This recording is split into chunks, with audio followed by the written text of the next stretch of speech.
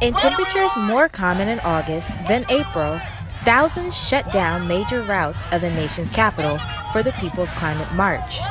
Demonstrators marched from the Capitol to the White House to address the Trump administration's environmental policies.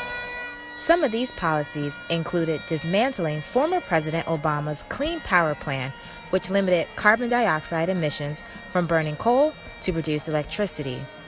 Climate activist Sid Madison says the march is not an event, however, a process to address the fossil fuels. Why it's so important is because there's a small window to address the use of fossil fuels.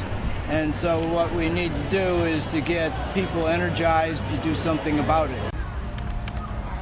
Besides energizing people throughout the march, thousands of demonstrators held a massive sit-in and gave a moment of silence to recognize the damages caused by the Trump administration over the last 100 days and those who are losing their lives to the climate crisis.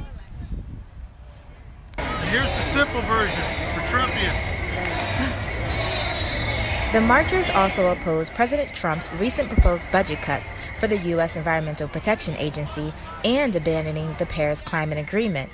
Protester Melissa Moye says she worries what effects backing out of the Paris Agreement will have on our society.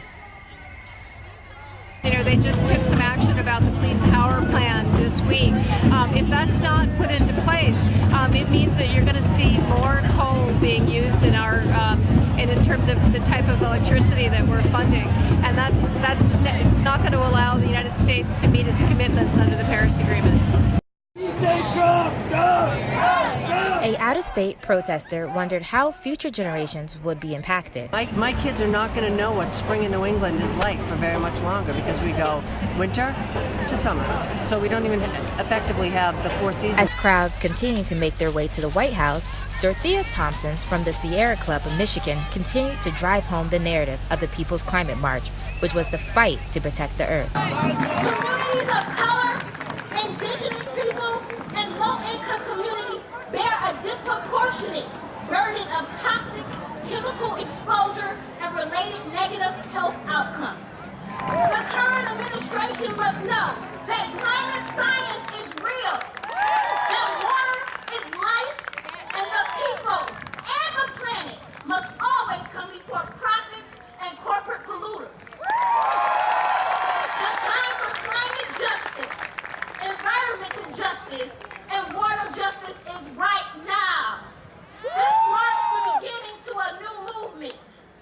Say it after me. The people, the planet, and peace over profit. The people, the planet, and peace over profit. The Climate March in D.C. was not the only march to take place, as smaller marches popped up all over the U.S. From Washington, Afra Abdullah.